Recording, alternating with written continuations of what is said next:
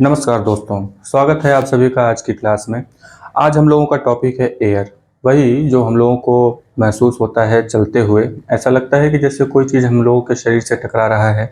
जब पंखा चलता है तो हम लोगों के शरीर में जो टकराता है वो एयर है।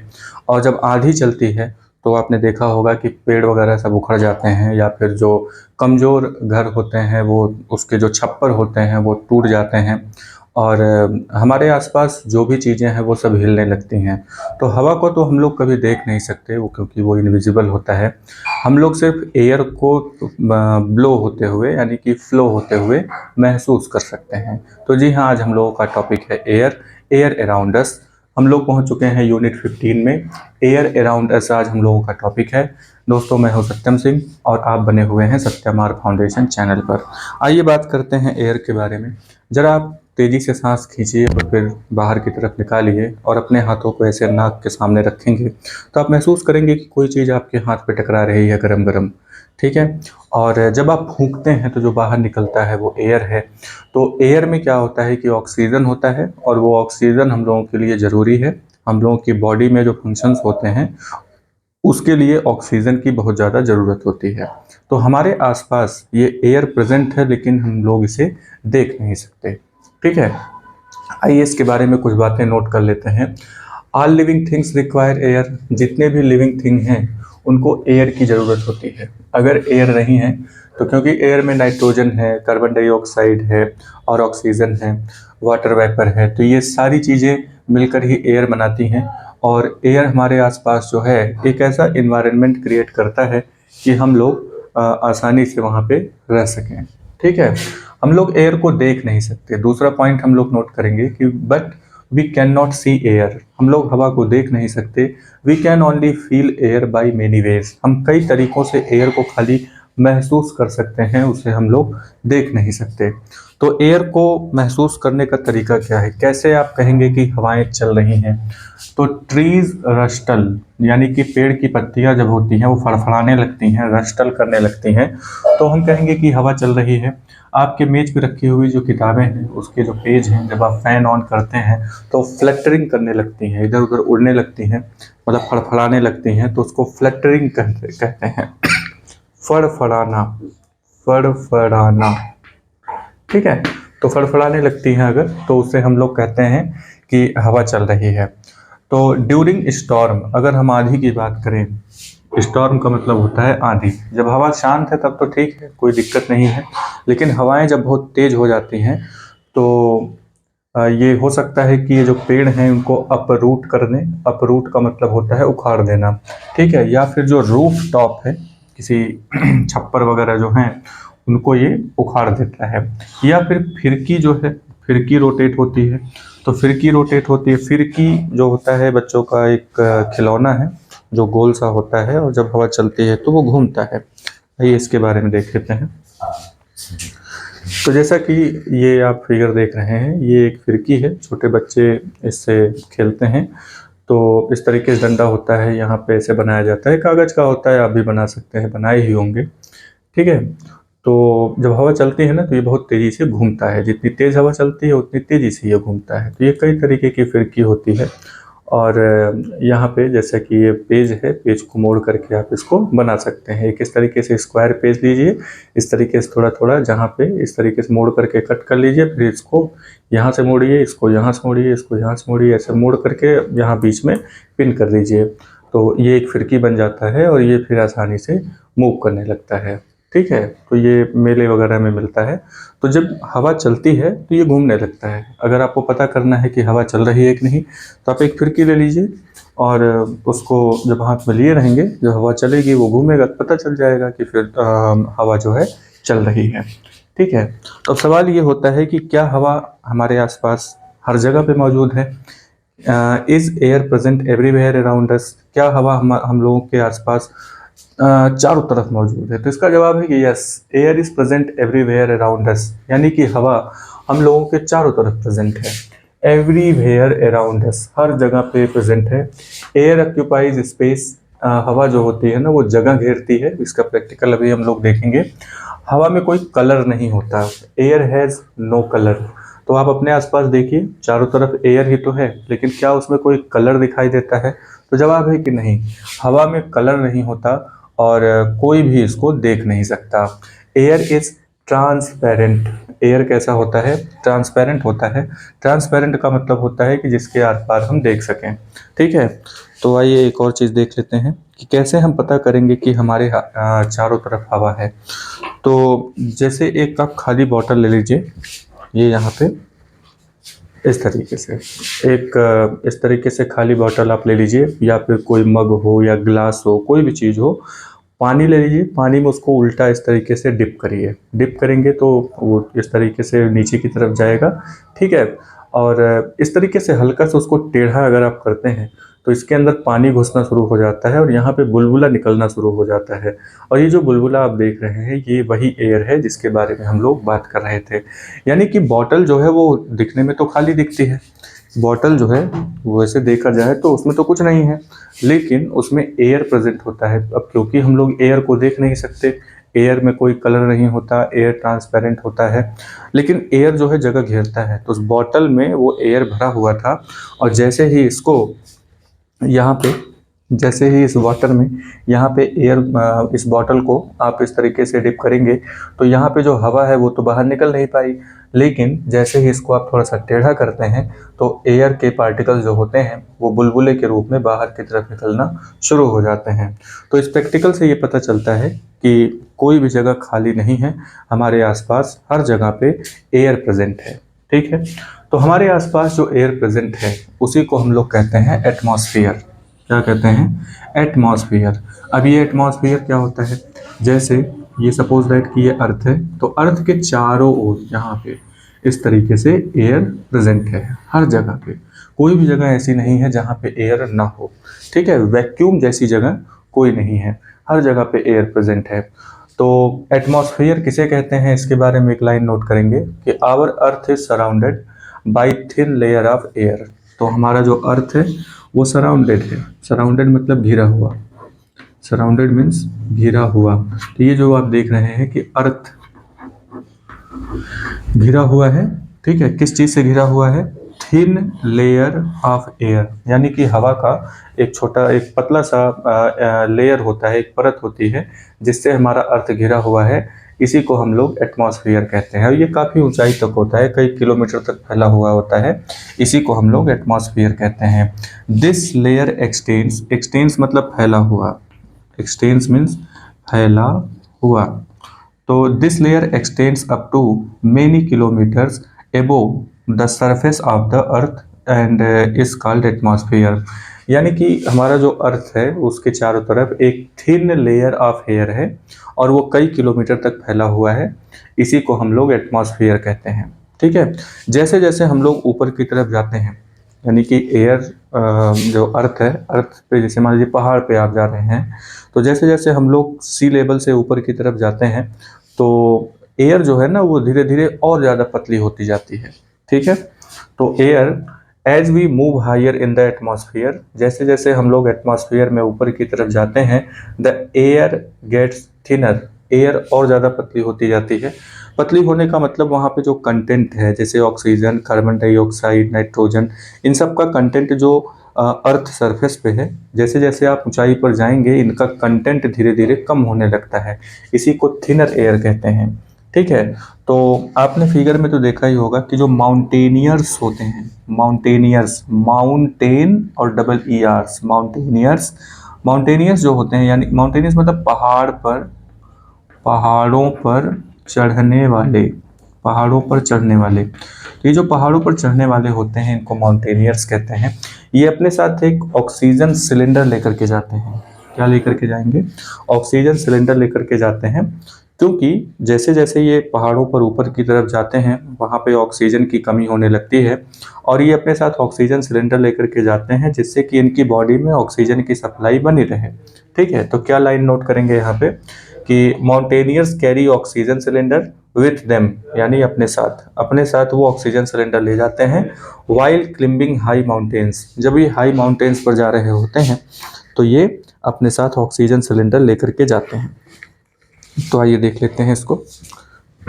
तो जैसा कि इस फिगर में आप देख रहे हैं, यहाँ पे एक माउंटेनियर है, माउंटेनियर यहाँ पीछे एक सिलेंडर लिया हुआ है और इसकी एक पाइप जो है अपने नाक में लगाया हुआ है, क्योंकि इसको मालूम है कि जैसे जैसे ये पहाड़ों पर जाएगा यहाँ पे ऑक्सीजन की कमी होने लगती है, यानी कि एटमॉस्फेयर थिन होने लगता है और जिसकी वजह से इसको सांस लेने में दिक्कत होगी। तो इसीलिए अपने साथ ये 2 चीज़ें लेकर के जा रहा है। एक तो खाने पीने का सामान है जो पीछे वाले बैग में है और एक आगे जो है सिलेंडर है, तो इसको ऑक्सीजन सिलेंडर कहते हैं और ये ऑक्सीजन सिलेंडर ये अपने साथ लेकर के जाता है। क्यों लेके जाता है ये भी आपको जानकारी दी गई। आइए अब बात करते हैं कि ये जो हवा है ये किस चीज़ की बनी हुई है। ठीक है, what is air made up of, हवा किस चीज़ की बनी हुई है। तो अगर यहाँ पे बात किया जाए कि हवा किस चीज़ की बनी है, तो हवा कोई एक चीज़ नहीं है। हवा जो है डिफरेंट टाइप की गैसेस का मिक्सचर है। Air is a mixture of many gases. हवा क्या है, ये मिक्सचर ऑफ मेनी गैसेस, ढेर सारे गैसेस को मिला दो तो वही उसी को हम लोग एयर कहेंगे। तो यहाँ पे जो गैसेस हैं वो कौन कौन सी हैं। पहले नंबर पे आता है वाटर वेपर। पहले नंबर पे क्या है, वाटर वेपर। दूसरे नंबर पे ऑक्सीजन है। तीसरे नंबर पे नाइट्रोजन है। चौथे नंबर पे कार्बन डाइऑक्साइड है और 5वें नंबर पे डस्ट और स्मोक है। ये जो डस्ट का मतलब है धूल, डस्ट मीन्स धूल, और स्मोक का मतलब होता है धुआं। ठीक है, तो धूल धुआं ये तमाम तरीके की चीज़ें मिलकर के एयर का फॉर्मेशन करती हैं। तो क्या क्या चीज़ें हैं इसमें, वाटर वेपर है, ऑक्सीजन है, नाइट्रोजन है, कार्बन डाइऑक्साइड है, डस्ट एंड स्मोक है। ठीक है, तो water vapour, oxygen, nitrogen, carbon dioxide, dust and smoke. एक बार फिर से बोलेंगे, एयर में क्या क्या चीज़ें प्रेजेंट होती हैं। कार्बन डाइऑक्साइड है, वाटर वेपर है, ऑक्सीजन है, नाइट्रोजन है, डस्ट एंड स्मोक है। तो इस तरीके से आप इसको याद रखेंगे कि air is a mixture of gases. Air जो है वो गैसेस का मिक्सचर है और उसमें ये इतनी सारी चीज़ें पाई जाती हैं। ठीक है, अब एक एक के बारे में हम लोग जानकारी लेंगे कि वाटर वेपर, इसके पहले के लेसन में हम लोगों ने बात किया कि जो ओशियन है या फिर लेक है, पॉन्ड है, वहाँ पे जब सनलाइट पड़ती है तो वो वाटर वेपर के फॉर्म में कन्वर्ट हो जाता है और एटमॉस्फेयर में मिल जाता है। यही चीज़ हम लोग यहाँ पे नोट करेंगे कि वाटर वेपर जो होता है एयर में किस तरीके से होता है। तो एयर में वाटर वेपर होता है, इसकी जांच पड़ताल हम लोग कैसे करेंगे। इसकी जांच पड़ताल के लिए आपने कोल्ड ड्रिंक तो पिया ही होगा। ठीक है, तो कोल्ड ड्रिंक का बॉटल जो है इस तरीके से करके कुछ होता है। मान लीजिए इस तरीके से कोल्ड ड्रिंक का बॉटल है। ठीक है, जब उसको फ्रीज से बाहर निकाला जाता है तो उसके चारों तरफ, क्योंकि ये ठंडा होता है, ठीक है, अब यहाँ पे जो कोल्ड ड्रिंक है ये ठंडा है तो इसके बाहर आप देखे होंगे कि पानी की बूंदें इस तरीके से जमा हो जाती हैं। ठीक है, और इसको साफ भी कर देंगे ना। अगर आप सोच रहे हैं कि फ्रीज में रखे थे इसलिए पानी की बूंदें आ गई हैं, तो आप इसको साफ कर दीजिए एक बार कपड़े से। उसके बाद फिर उसको रखेंगे कुछ देर के लिए तो आप देखेंगे फिर से पानी की बूंदें यहाँ पे इस तरीके से बाहर आ जाती हैं। ठीक है, तो ये पानी की बूंदें कहाँ से आई, क्या ये बॉटल टूटा हुआ था। तो जवाब है नहीं। बॉटल अगर टूटा होता तो फ्रिज में ही सारा कोल्ड ड्रिंक बाहर निकल गया होता, और अगर टूटा हुआ होता तो कोल्ड ड्रिंक बाहर आता ना, पानी तो बाहर आता नहीं है। तो यहाँ पे वाटर इसके चारों तरफ कहाँ से आ गया, तो हमारे एटमॉस्फेयर में, यानी कि जब हम इसको बाहर निकालते हैं तो ये जो एटमॉस्फेयर है, इस एटमॉस्फेयर में जो वाटर वेपर है जैसे ही इस ठंडे सरफेस के कांटेक्ट में आता है वैसे ही ये कूल्स डाउन हो करके वाटर वेपर से वाटर के ड्रॉपलेट्स बना लेते हैं। तो यही जो बूंदें हैं ये बॉटल के चारों तरफ हमें दिखाई देती हैं। ठीक है, तो ये बात हम यहाँ पे नोट कर लेंगे कि वाटर वेपर का प्रेजेंस हम लोग कैसे प्रैक्टिकल करेंगे।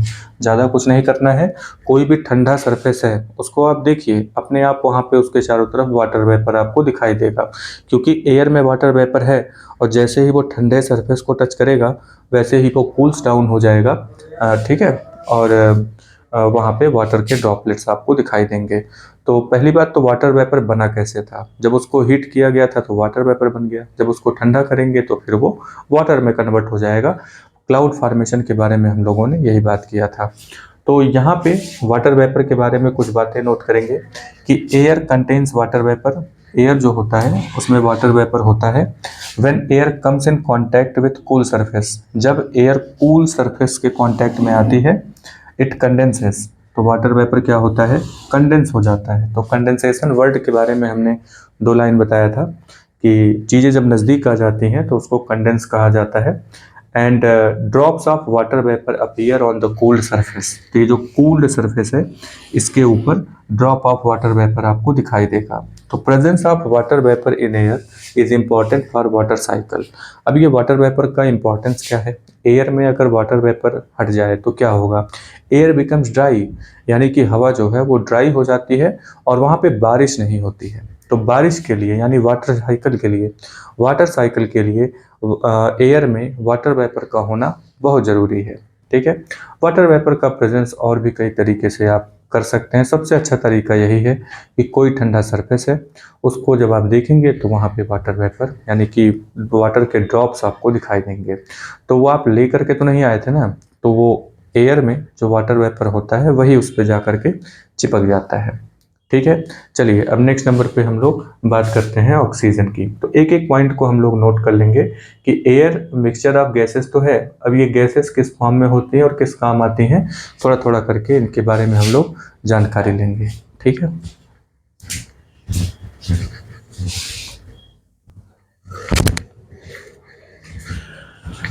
तो चलिए नेक्स्ट नंबर पे बात करते हैं ऑक्सीजन के बारे में। तो जैसा कि हम लोगों ने इसके पहले वाटर वेपर के बारे में देखा कि वाटर वेपर एयर में प्रेजेंट होता है, तो एयर का ही एक कंपोनेंट है ऑक्सीजन। तो ऑक्सीजन जो होता है ना वो बर्निंग में, जहाँ कहीं भी कोई चीज़ जल रही होती है तो वहाँ पे ऑक्सीजन प्रेजेंट होता है। अगर ऑक्सीजन प्रेजेंट ना हो तो वो जलेगा ही नहीं। जैसे कोई फ्यूल है, कोई लकड़ी या कोई भी चीज़ आप जलाने की कोशिश अगर आप करते हैं तो वहाँ पे अगर ऑक्सीजन है तभी वो जलेगा, क्योंकि ऑक्सीजन के बिना कोई चीज़ बर्न नहीं कर सकती। इसका एक प्रैक्टिकल करके देखते हैं यहाँ पे। तो मान लीजिए कि इस तरीके से एक टेबल है, ठीक, इस टेबल पर कैंडल इस तरीके से रखा हुआ है। ठीक है, इस तरीके से कैंडल है जो कि जल रही है ऐसे करके। ठीक है, दूसरे नंबर पे यहाँ पे एक और कैंडल है, ठीक है, इस तरीके से ये भी जल रही है ऐसे। ठीक, तो अगर हम एक इस तरीके से ग्लास लेते हैं, सपोज दैट कि इस तरीके से आपने ग्लास लिया, ठीक, और इस ग्लास को उठा करके यहाँ पे रख दिया ऐसे करके, ग्लास को हमने ऐसे करके ढक के रख दिया। अब होगा क्या? होगा ये कि कुछ समय के बाद धीरे धीरे ये कैंडल जो ये फ्लेम है इसका धीरे धीरे छोटा हो जाएगा और एक समय के बाद ये कैंडल बुझ जाएगी। ठीक है, तो ऐसा क्यों होता है? क्योंकि जब इस कंटेनर को, इस ग्लास को जब आप इसके ऊपर रखते हैं तो ये पूरा इस तरीके से एटमॉस्फेयर से कनेक्शन इसका कट जाता है। तो अंदर के साइड में जो एयर यहाँ पे भरी हुई होती है उसमें जितनी ऑक्सीजन होती है वो ऑक्सीजन यहाँ पे यूज्ड अप हो जाता है। ऐसा नहीं कि तुरंत बुझ जाएगा ये कैंडल, कुछ देर तक जलेगा। जब तक यहाँ पे ऑक्सीजन प्रेजेंट होगी तब तक ये कैंडल जलेगा, और जैसे ही ऑक्सीजन धीरे धीरे यूज होना, मतलब ऑक्सीजन धीरे धीरे कम होने लगेगी, तो ये कैंडल का जो फ्लेम है धीरे धीरे कम होते होते होते होते बुझ जाएगा। तो इसका मतलब ये हुआ कि ऑक्सीजन जो होती है वो बर्निंग के लिए इम्पॉर्टेंट है। अगर यहाँ पे ऑक्सीजन ना हो तो कोई चीज़ जल नहीं सकती। ठीक है, उसको जलाया नहीं जा सकता। तो आपने देखा होगा कि पहले के समय में क्या होता ना कि चूल्हा होता था, तो चूल्हे में लकड़ी डाल करके उसको जलाते थे, जिसपे खाना वगैरह बनाते थे, पानी गर्म करते थे। तो उस चूल्हे में अगर लकड़ी बहुत ज़्यादा डाल देते थे तो ऑक्सीजन की सप्लाई कम हो जाती थी या बंद हो जाता था, तो वहाँ पे आग जो है जलती ही नहीं थी। ठीक है, तो उसमें थोड़ा थोड़ा लकड़ी डालते थे तो ऑक्सीजन की सप्लाई बढ़िया होती थी और वो अच्छे तरीके से जलता था। ठीक है, तो जब भी आपने कोई जैसे कूड़ा करकट है उसको जलाना है, तो अगर वो एक ही जगह बहुत ज़्यादा इकट्ठा है तो वो जलेगी नहीं, उसको थोड़ा सा बिखरा देंगे तो ऑक्सीजन की सप्लाई बढ़िया होने लगती है और वो अच्छे से जलने लगता है। तो ये प्रैक्टिकल आपको बताता है कि यहाँ पे, ये प्रैक्टिकल बताता है कि यहाँ पे जो चीज़ें हैं, यहाँ पे कैंडल वगैरह के को अगर हम ढक देते हैं इस तरीके से तो ऑक्सीजन यूज होने के बाद ये कैंडल बुझ जाती है। यानी कि ऑक्सीजन के बारे में हमें बस एक लाइन याद रखना है कि oxygen is a component of air. एक तो ये बात हो गई कि ऑक्सीजन क्या है, अगर किसी ने आपसे पूछ लिया तो आप बताएंगे कि oxygen is a component of air. Oxygen जो है वो एयर का कंपोनेंट है, विच सपोर्ट इन बर्निंग, जो जलने में हेल्प करती है। बस इतना ही। ठीक है, नेक्स्ट नंबर पे आते हैं नाइट्रोजन के बारे में। अभी जो नाइट्रोजन है ये मेजर पार्ट ऑफ एयर है, यानी कि एयर का अधिकतर हिस्सा, अप्रॉक्सीमेटली 78% हिस्सा जो होता है वो नाइट्रोजन का होता है। अच्छा, इस एयर में ऑक्सीजन भी था और नाइट्रोजन भी, यहाँ पे जब इसको ढका गया तो यहाँ पे ऑक्सीजन भी था और नाइट्रोजन भी था। ठीक है, तो ऑक्सीजन के ख़त्म होने के बाद तो ये बुझ जाती है, तो इसका मतलब यहाँ पे नाइट्रोजन अभी भी प्रेजेंट है। तो नाइट्रोजन जो होता है ना, वो बर्निंग में हेल्प नहीं करता। तो नाइट्रोजन के बारे में एक जानकारी ये भी रखेंगे कि oxygen does not support in burning, यानी ऑक्सीजन बर्निंग में सपोर्ट नहीं करता है। नेक्स्ट नंबर पे आते हैं कार्बन डाइऑक्साइड के बारे में। कार्बन डाइऑक्साइड एयर में होता तो है, लेकिन बहुत कम मात्रा में होता है, बहुत थोड़े से मात्रा में ये प्रेजेंट होता है।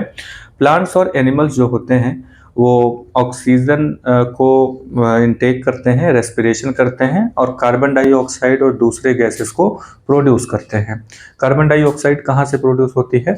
कार्बन डाइऑक्साइड हम ही लोग, यानी जो एनिमल्स होते हैं और जो प्लांट्स होते हैं, वो भी दोनों मिलकर के ऑक्सीजन को इनटेक करते हैं और कार्बन डाइऑक्साइड को बाहर निकालते हैं। तो प्लांट्स वही कार्बन डाइऑक्साइड को यूज़ करते हैं और फिर ऑक्सीजन को बाहर निकालते हैं। तो इस तरीके से ये प्रोसेसेस चलती रहती हैं और एक साइकिल जो है कार्बन डाइऑक्साइड का भी चल रहा होता है। इसके पहले वाटर साइकिल हम लोगों ने पढ़ा था। ठीक है, अब कार्बन डाइऑक्साइड के बारे में बात करें तो वही है कि कंपोनेंट ऑफ एयर। कोई भी बात पूछी जाए कि ऑक्सीजन क्या है तो कंपोनेंट ऑफ एयर, नाइट्रोजन क्या है कंपोनेंट ऑफ एयर, और कार्बन डाइऑक्साइड क्या है कंपोनेंट ऑफ एयर। लेकिन वो क्या काम करते हैं, कितने मात्रा में होते हैं, ये आप बता देंगे तो एक दो लाइन और वहाँ पे बढ़ जाती है। अब बात करते हैं डस्ट एंड स्मोक की। ये जो डस्ट और स्मोक है, डस्ट और स्मोक जो होता है ये कहाँ से आता है? तो डस्ट और स्मोक जो होता है, जब भी आप किसी फ्यूल को जलाते हो, ठीक है, जब भी आप फ्यूल को जलाते हैं, चाहे वो कोई लकड़ी हो या फिर कोई चिमनी हो। चिमनी आपने देखा होगा, इस तरीके से एक बड़ी सी ऐसे दीवार मतलब मीनार टाइप की होती है और यहाँ से बहुत सारा धुआं इस तरीके से निकल रहा होता है। ठीक है, ब्लैक कलर का बिल्कुल। तो चिमनी जो होती है या फ्यूल को जब हम लोग जलाते हैं तो वहाँ से स्मोक प्रोड्यूस होता है। स्मोक जो होता है ना, वो धुआं होता है और उसमें धूल भी होता है। धुआं धूल सब मिला करके जो होता है वो स्मोक बनाता है। तो smoke contains a few gases and fine dust particles. तो स्मोक जो होता है उसमें कुछ गैसेस होते हैं और कुछ डस्ट पार्टिकल भी होते हैं और ये काफ़ी हार्मफुल भी होते हैं। अधिकतर जो है ये हार्मफुल होते हैं। अब बात करते हैं डस्ट की। तो डस्ट जो होता है वो एयर में प्रेजेंट होता है। ठीक है, तो डस्ट जो होता है वो एयर में प्रेजेंट है और एयर में प्रेजेंट है, इसकी जानकारी हम लोग कैसे लेंगे? अब ये डस्ट पार्टिकल जो होता है ना, वो दिखाई नहीं देते हैं, तो उसको हम लोग कैसे पता लगाएंगे कि डस्ट पार्टिकल यहाँ पे है? तो आइए इसके बारे में एक जानकारी ले लेते हैं।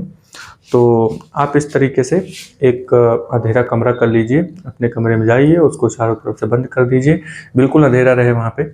और अगर कहीं से भी हल्का फुल्का छेद है तो वहाँ से आप देखेंगे सनलाइट इस तरीके से आ रही होगी और उस सनलाइट को अगर आप ध्यान से देखेंगे ना तो उसमें आपको डस्ट पार्टिकल उड़ते हुए दिखाई देंगे। अब आप इमेजिन करिए कि जो डस्ट पार्टिकल है हमारे आसपास हर जगह पे मौजूद हैं और लेकिन वो हमें दिखाई नहीं देते। उसी डस्ट पार्टिकल में हम लोग सांस लेते हैं और तमाम तरीके की चीज़ें होती हैं। ठीक है, तो वो डस्ट पार्टिकल होते तो हैं लेकिन वो दिखाई नहीं देते हैं। तो ये इस तरीके से सनलाइट वाला प्रैक्टिकल करके आप देख सकते हैं। या फिर एक अंधेरा कमरा करिए, अंधेरे कमरे में अगर आपके पास टॉर्च है तो टॉर्च को जब आप जलाएंगे तो आपको डस्ट पार्टिकल वहाँ पे उस रोशनी में उड़ते हुए दिखाई देंगे। ठीक है, तो ये प्रैक्टिकल आप ध्यान में रखिए। आगे बढ़ते हैं। स्मोक के बारे में अगर हम बात करें तो स्मोक में ये जो डस्ट पार्टिकल्स आते हैं, अब ज़रा इसमें देखिए, ये जो गाड़ियाँ चल रही हैं इसमें जो धुआं निकल रहा है, ये जो धुआं है ये स्मोक बनाता है। कैसे? अब इसमें डस्ट पार्टिकल्स भी होते हैं और धुआं भी होता है। तो ये जो चीज़ें होती हैं ये पूरा एयर में इसी तरीके से फैली हुई होती हैं। अब जितना ज़्यादा ये सब गाड़ियाँ चलेंगी उतना ज़्यादा एयर में ये सब स्मोक डस्ट पार्टिकल्स वगैरह जो भी होते हैं ये सब फैलेंगे और एयर को पल्यूट करते हैं। तो हमें ये ध्यान रखना है कि हमें बहुत संभाल के इन सब चीज़ों को यूज़ करना चाहिए। आइए बात करते हैं कि ये जो चीज़ें हैं हमारे पास, ऑक्सीजन, नाइट्रोजन, जितनी भी चीज़ें हैं, तो इसका अगर हम लोग एक ग्राफ बनाएं इस तरीके से, एक सर्कल बना लीजिए। इस सर्कल में एक ऐसे बनाइए पिज्ज़ा की कटिंग के जैसा, ऐसा बना देंगे। ठीक है, तो ये जो एरिया है ये 78% इसको आप समथिंग मान लीजिए, तो ये हो गया नाइट्रोजन। तो हमारे आसपास नाइट्रोजन देखिए कितना सारा है। नाइट्रोजन है यहाँ पे 78%। ठीक है, एक छोटा सा हिस्सा और बना लेंगे इसका, तो ये जो बचता है इसको आप 21% इस तरीके से लिखेंगे। और ये 21% जो होता है ना, ये ऑक्सीजन है, 21% ऑक्सीजन है। और ये 1% जो है, 1% में क्या क्या चीज़ें आ जाती हैं? Carbon dioxide, carbon dioxide, carbon dioxide आ गया, आर्गन आ गया, ठीक है, और अदर गैसेस, ठीक है। तो इस तरीके से ये चीज़ें पाई जाती हैं। तो 78% हमारे एटमॉस्फेयर में नाइट्रोजन है, 21% ऑक्सीजन है, और 1% में बाकी चीज़ें आती हैं। बहुत स्पेसिफिक नहीं कर रहे हैं कि कार्बन डाइऑक्साइड 0.009 होता है, 001% ऑर्गन होता है, ये सब छोड़ देते हैं। हम लोग खाली इतना याद रखेंगे, 78% नाइट्रोजन, 28% ऑक्सीजन, 21% ऑक्सीजन, और 1% यहाँ पे कार्बन डाइऑक्साइड या आर्गन या अदर गैसेस होते हैं, ठीक है। चलिए नेक्स्ट नंबर पे आते हैं। How does oxygen become available to animals and plants living in water and soil? अब आप, हम लोग तो मान लीजिए एटमॉस्फेयर में ऐसे सीधे सीधे हैं, तो हम लोग तो ऑक्सीजन सीधे सीधे ले लेते हैं, लेकिन जो एनिमल वाटर में रहते हैं, पानी में रहते हैं, वो लोग ऑक्सीजन कहाँ से पाते हैं? और जो एनिमल सॉइल में रहते हैं, वो लोग ऑक्सीजन कहाँ से पाते हैं? तो इसका एक बहुत ही बेसिक सा प्रैक्टिकल है, आइए इसके बारे में जानकारी लेते हैं। बेसिक प्रैक्टिकल ये है कि जब हम पानी को गर्म करते हैं, जब हम पानी को गर्म करते हैं, जैसे इस तरीके से आज जा करके आप घर पे पानी को इस तरीके से गर्म करिएगा। जब आप इसको गर्म करेंगे तो आप इसमें देखेंगे कि छोटे छोटे बुलबुले यानी बबल्स बनना शुरू हो जाते हैं, और वो बबल्स ऊपर आकर के फटते हैं, ठीक है। तो वो जो बबल्स हैं वो किस चीज़ का बबल्स है? तो वो बबल इस चीज़ का है कि जब आप इसको वाटर को हीट करोगे तो इसमें जो एयर प्रेजेंट होता है वाटर में, वो हीट होकर के बबल्स के फॉर्म में ऊपर की तरफ भागता है और बाहर निकल जाता है, ठीक है। पहला काम तो यही होता है, जब भी आप वाटर को बॉईल करेंगे या किसी भी लिक्विड को बॉईल करेंगे, तो अगर उसमें एयर है तो इस तरीके से बबल्स बनाएगा और वो ऊपर की तरफ भागेगा, ठीक है। चलिए तो अगर ये बात हो कि वाटर में जो एनिमल रहते हैं वो ऑक्सीजन कहाँ से पाते हैं, तो air is dissolve in water, तो आप बताएंगे कि वाटर में ही एयर वहाँ पे घुला हुआ होता है, ठीक है। अब एयर घुला हुआ है तो जाहिर सी बात है कि उसमें ऑक्सीजन भी घुला हुआ है। तो एक्वेटिक एनिमल जो होते हैं एक्वेटिक का मतलब होता है पानी में रहने वाले, तो एक्वेटिक एनिमल जो होते हैं वो रेस्पिरेशन के लिए, रेस्पिरेशन यानी कि सांस लेने के लिए, रेस्पिरेशन के लिए एक्वेटिक एनिमल्स उसी ऑक्सीजन का यूज़ करते हैं जो वाटर में डिसॉल्व्ड होता है। डिसॉल्व्ड का मतलब घुला हुआ, ठीक है। अब बात करते हैं कि सॉइल, मिट्टी में जो एयर है वो कहाँ प्रेजेंट होती है? तो ये भी बहुत सिंपल सी चीज़ है कि जो सॉइल के पार्टिकल्स होते हैं, सॉइल क्या होता है? मिट्टी, छोटे छोटे पार्टिकल्स होते हैं उसके, तो उस पार्टिकल के बीच में एयर जो होता है, पार्टिकल के बीच में जो स्पेस है वहाँ पे एयर प्रेजेंट होती है। तो वो एयर जो सॉइल में रहने वाले जो एनिमल्स होते हैं वो एयर का यूज़ करते हैं, ठीक है। तो कैसे पता चलेगा कि सॉइल में एयर है? तो आप मिट्टी लेकर के आइए कहीं से भी और उसको इस तरीके से बर्तन में रखिए, तो कोई ग्लास इस तरीके से हो, उसमें आप मिट्टी डालेंगे और इस तरीके से पानी उसमें डालिए। तो जैसे आप इसमें पानी डालेंगे ना, तो आप देखेंगे कि इसमें भी छोटा छोटा बबल बनना शुरू हो जाएगा और वो बबल्स ही एयर है, ठीक है। तो सबसे अच्छा तरीका है कि अगर कहीं पे एयर है तो उसको हम कैसे उसका प्रेजेंस कैसे हम लोग पता लगाएंगे? तो आप उसको लेकर के आइए, उसमें पानी डालिए, जैसे ही पानी डालेंगे तो बबल्स बनेगा, बबल्स बनेगा तो हमें पता चल जाएगा कि भाई इसमें एयर है, ठीक है। चलिए इसका एक फिगर देख लेते हैं। यही है जो फिगर बनाया है अभी हमने, तो वही फिगर है, वो सॉइल पार्टिकल है और ये पानी आपने डाला तो इसमें बबल्स बनते हैं, ठीक है। तो वो आपको दिखाई देगा। ये इतनी चीज़ें थी। और इसके बाद हम लोग बात करेंगे कि ये जो ऑक्सीजन है एटमॉस्फेयर में रिप्लेस कैसे होता है। जैसे कि ऑक्सीजन तो हम लोग यूज़ कर ले जाते हैं और फिर वो ऑक्सीजन दोबारा से एटमॉस्फेयर में कहाँ से आता है, इसके बारे में हम लोग बात करेंगे, ठीक है। चलिए नेक्स्ट।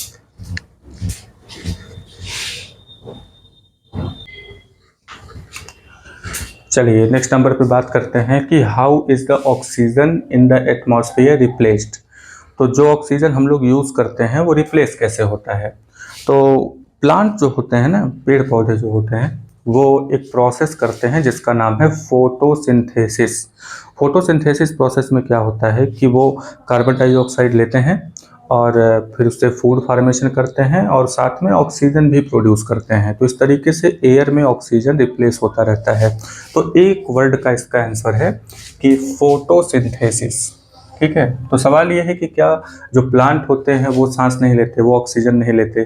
तो जवाब है कि प्लांट भी एनिमल की तरह ही ऑक्सीजन को इनटेक करते हैं, लेकिन वो फोटोसिंथेसिस के ड्यूरिंग वो ऑक्सीजन भी प्रोड्यूस करते हैं। ठीक है, तो in the process of photosynthesis plants make their own food and oxygen is produced along with it. यानी कि ऑक्सीजन भी प्रोड्यूस होता है। प्लांट भी ऑक्सीजन को कंज्यूम करते हैं, लेकिन वो ऑक्सीजन को जितना वो कंज्यूम करते हैं उससे कहीं ज़्यादा ऑक्सीजन को वो प्रोड्यूस कर देते हैं। ठीक है, तो ये बात हमें ध्यान में रखनी है।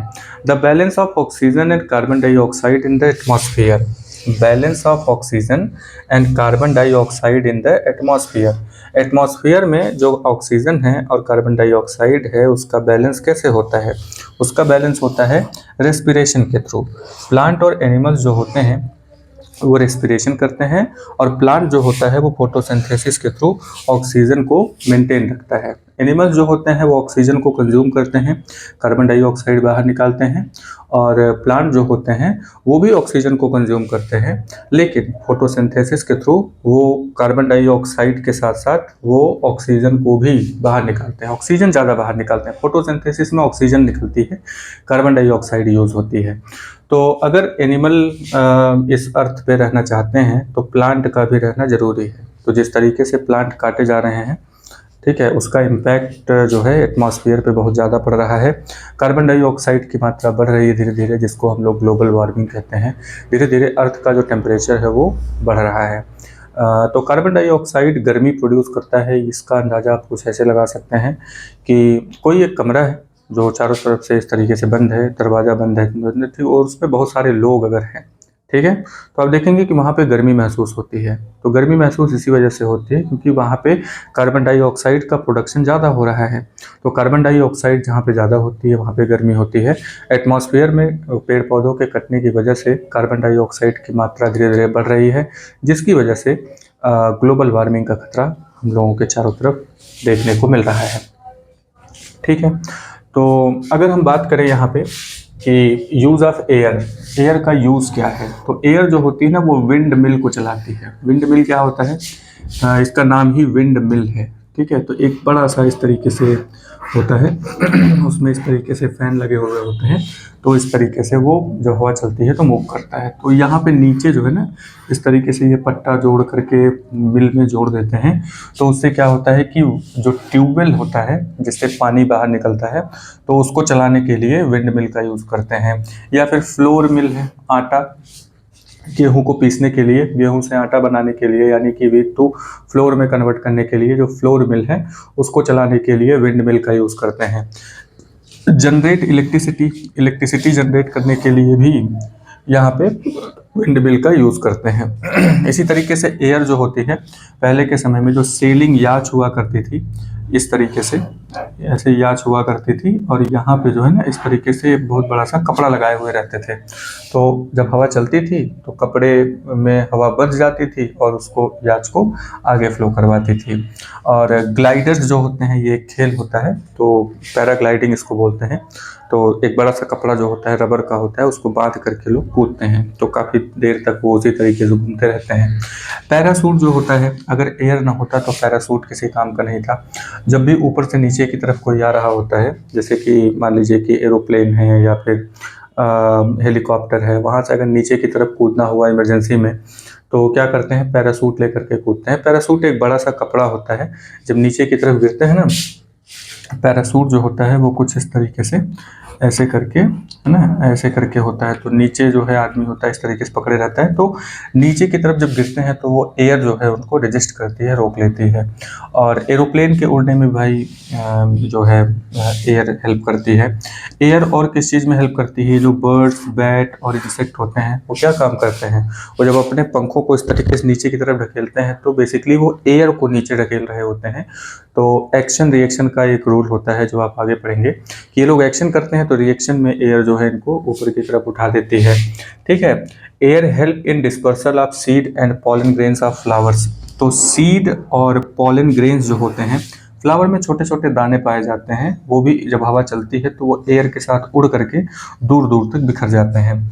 ठीक है, तो इस तरीके से पूरा अगर कोई उसको डिस्टर्ब ना करे तो वहाँ पे जंगल क्रिएट हो जाएगा, बहुत दूर तक फैल जाएगा। कैसे? वो एयर के थ्रू ही वो सीड वहाँ पे फैल जाते हैं। Air plays in important role in water cycle. Air जो होता है ना, वाटर साइकिल में भी बड़ा ही इंपॉर्टेंट रोल प्ले करता है। क्यों? क्योंकि अगर एयर ना होता तो एयर में वाटर वेपर भी नहीं घुलता, वाटर वेपर नहीं बनता तो क्लाउड नहीं बनते, क्लाउड नहीं बनते तो बारिश नहीं होती, बारिश नहीं होती तो ये पूरा वाटर साइकिल क्रिएट नहीं होता। ठीक है, तो इतनी चीज़ें यहाँ पे निकल करके आती हैं। ये लेसन यहाँ पे ख़त्म होता है। तो हम लोग कुछ इसकी समरी के बारे में बात करते हैं। सबसे पहले तो ये फोटोसिंथेसिस वाला एक बार देख लेते हैं। तो जैसे कि हम लोगों ने देखा कि यहाँ पे जो एनिमल होते हैं, एनिमल जो होते हैं वो ऑक्सीजन को इनटेक करते हैं। ठीक है, ऑक्सीजन ये लोग खींचते हैं, ऑक्सीजन खींचते हैं और कार्बन डाइऑक्साइड को बाहर निकालते हैं। ठीक है, तो ये जो प्लांट होते हैं इनका क्या हाल है? तो प्लांट जो होते हैं ये भी ऑक्सीजन को इनटेक करते हैं, ऑक्सीजन इनटेक करते हैं और कार्बन डाइऑक्साइड को बाहर निकालते हैं। लेकिन एक प्रोसेस होती है फोटोसिंथेसिस। फोटोसिंथेसिस, फोटोसिंथेसिस की प्रोसेस में क्या होता है कि ये लोग कार्बन डाइऑक्साइड को इनटेक करते हैं और ऑक्सीजन को बाहर निकालते हैं। ठीक है, तो इस तरीके से यहाँ पे बैलेंस बना हुआ होता है कि कार्बन डाइऑक्साइड निकला, अब यहाँ पे carbon dioxide photosynthesis through plant ने लिया और ऑक्सीजन बाहर निकाला, और ये ऑक्सीजन जो है एनिमल लेते हैं। तो ये पूरा एक साइकिल सा बना हुआ होता है। ठीक है, तो अब ये इंटरडिपेंडेंस भी दिखाता है कि एनिमल और प्लांट एक दूसरे पर इंडिपेंडेंट मतलब इंटरडिपेंडेंट हैं। अगर ये इंटरडिपेंडेंट नहीं होते तो इस तरीके से प्रोसेस देखिए, यहाँ पे ऑक्सीजन है, कार्बन डाइऑक्साइड है, दोनों एक दूसरे को दे रहे हैं, ले रहे हैं। तो अगर एनिमल को रहना, यानी हम लोगों को अगर इस अर्थ पे रहना है तो हम लोगों को प्लांट जो होता है उसको भी ज़्यादा से ज़्यादा लगाना चाहिए, क्योंकि हम लोग एक दूसरे पर निर्भर हैं। प्लांट नहीं रहेगा तो एनिमल भी नहीं रहेंगे। ठीक है चलिए, तो इसकी समरी में थोड़ा सा और चीज़ हम लोग देख लेते हैं। तो हम लोग बात कर रहे थे एयर की। ठीक है, जो एयर जो है वो मिक्सचर ऑफ, एयर क्या है? Mixture of gases. एयर क्या होता है? मिक्सचर ऑफ गैसेस होता है। तो एयर में क्या क्या चीज़ें प्रेजेंट होती हैं? एयर में सबसे पहले यहाँ पे बात हुई कि वाटर वेपर प्रेजेंट होता है। क्या प्रेजेंट होता है? Water vapour. ठीक है, दूसरे नंबर पे क्या बात हुई कि भाई इसमें ऑक्सीजन भी प्रेजेंट होता है ना? कैसे होता है ये सब हम लोगों ने देखा। नेक्स्ट नंबर पे ऑक्सीजन के साथ यहाँ पे कार्बन डाइऑक्साइड, कार्बन डाइऑक्साइड ये प्रेजेंट होता है। नेक्स्ट नंबर पे अगर बात करें तो यहाँ पे नाइट्रोजन, नाइट्रोजन प्रेजेंट होता है। ठीक, और अगले नंबर पे dust, dust and smoke, dust and smoke ये प्रेजेंट होता है। ठीक है, तो इतनी सारी चीज़ें, water vapour, oxygen, carbon dioxide, nitrogen और डस्ट एंड स्मोक, ये इतनी सारी चीज़ें यहाँ पे प्रेजेंट होती है। तो जैसा कि हम लोगों ने इस लेसन के स्टार्टिंग में देखा कि एयर हम लोगों के चारों तरफ प्रेजेंट है। एयर जो है वो जगह घेरती है, यानी air occupies space, air has no colour, air is transparent. ठीक है, तो ये दो तीन बातें एयर के बारे में था। अब एयर जो होती है उसमें क्या क्या चीज़ें प्रेजेंट होती हैं, जैसा कि आपने देखा कि water vapour, oxygen, carbon dioxide, nitrogen और डस्ट एंड स्मोक ये सारी चीज़ें प्रेजेंट होती हैं। तो ये कैसे प्रेजेंट होती हैं, कहाँ प्रेजेंट होती हैं, किस तरीके से इसको हम देख सकते हैं या समझ पाते हैं, फील कर पाएंगे, तो ये सब चीज़ें हम लोगों ने देखा। तो रही बात एयर के कंपोजिशन की, तो एयर के कंपोजिशन में 78% जो है वो नाइट्रोजन है, 21% ऑक्सीजन है, बाकी 1% में कार्बन डाइऑक्साइड, आर्गन, हीलियम ये सब चीज़ें होती हैं। ठीक है, तो अगर हम लोग यहाँ पे जो नेचर है उसका अगर हम लोग मिसमैनेजमेंट करते हैं, यानी कि उसको नुकसान पहुँचाते हैं, तो ये जो एयर का कंपोजिशन है वो धीरे धीरे डिस्टर्ब होने लगता है। एयर का कंपोजिशन जब डिस्टर्ब होता है, एयर के कंपोजिशन के डिस्टर्ब होने का मतलब हुआ जैसे कार्बन डाइऑक्साइड की मात्रा अगर बढ़ गई, तो एयर के कंपोजिशन के डिस्टर्ब होने की वजह से हम लोगों का जो लाइफ है वो भी खतरे में आ जाता है। और अगर इसी तरीके से एयर पोल्यूशन होता रहा तो जीवन इस धरती पर बड़ा ही मुश्किल होने वाला है या हो जाएगा। ठीक है, तो हमें इस कंपोजिशन के साथ छेड़छाड़ नहीं करनी है, क्योंकि जैसा एटमॉस्फेयर बना है और उसी एटमॉस्फेयर में हम लोग जो है अपने आप को सरवाइव कर पाते हैं। यानी कि जीवन की संभावनाएं जो हैं वो तभी हैं जब इस नेचर का कंपोजिशन सही सलामत बना रहे। अगर वो कंपोजिशन गड़बड़ हुआ, अगर वो जो सिस्टम है अगर वो गड़बड़ हुआ, नेचर का सिस्टम अगर गड़बड़ होता है, तो बहुत सारी प्रॉब्लम्स क्रिएट होनी शुरू हो जाती हैं, जैसा कि ग्लोबल वार्मिंग से हम लोग देख पा रहे हैं। अर्थ का जो टेम्परेचर है वो धीरे धीरे इंक्रीज कर रहा है, क्योंकि पेड़ पौधों को हम लोग काटते जा रहे हैं, और जिसकी वजह से कार्बन डाइऑक्साइड की मात्रा बढ़ती जा रही है, क्योंकि पेड़ पौधे ही तो कार्बन डाइऑक्साइड यूज़ करते हैं। कार्बन डाइऑक्साइड की मात्रा बढ़ने की वजह से ग्लोबल वार्मिंग का खतरा हम लोगों के चारों तरफ मंडरा रहा है, जिसकी वजह से आप देखेंगे कि जो मौसम है उसमें इरेगुलरिटीज़ देखने को मिलती है। ठीक है, कभी ठंडी जो है देर से आती है, कभी गर्मी जो है बहुत ज़्यादा पड़ती है, बारिश जो है लेट हो जाती है, कभी पड़ती है कभी नहीं पड़ती है। तो ये सब इरेगुलरिटीज़ नेचर में डिस्टरबेंस की वजह से ही हो रहा है। तो अगर इसको हमें रोकना है तो हमें अवेयर होना पड़ेगा, हमें जागरूक होना पड़ेगा। खुद तो जागरूक होइए ही और दूसरों को भी जागरूक करिए कि नेचर में जो संसाधन है यानी जो रिसोर्सेज हैं उन्हें हमें संभाल करके यूज़ करना है, चाहे वो पानी हो, एयर हो या कोई भी चीज़ हो। ठीक है, पेड़ पौधे लगाने की कोशिश करिए, प्लांटेशन बहुत ज़रूरी है, तो कोशिश करिए कि एक साल में एक पेड़ तो आप लगा ही दीजिए। ठीक है, चलिए मिलते हैं, इसी के साथ ये लेसन समाप्त करते हैं, और नेक्स्ट क्लास में हम लोग बात करेंगे गार्बेज के बारे में, गार्बेज इन गार्बेज आउट। ठीक है, तो जो कि लास्ट लेसन है। तो तब तक के लिए आप अपना ध्यान रखिए, वीडियो को लाइक करिए, सब्सक्राइब करिए, और अगर कोई चीज़ में किसी टॉपिक पर अगर प्रॉब्लम है या कोई वर्ड समझ में ना आया हो या आपको लगता हो कि कोई चीज़ गलत जानकारी दी गई है, तो आप यहाँ पे तुरंत कमेंट करिए, जिसको अगले क्लास में उसको फिर से ठीक किया जाएगा। ठीक है, मिलते हैं नेक्स्ट क्लास में, तब तक के लिए जय हिंद।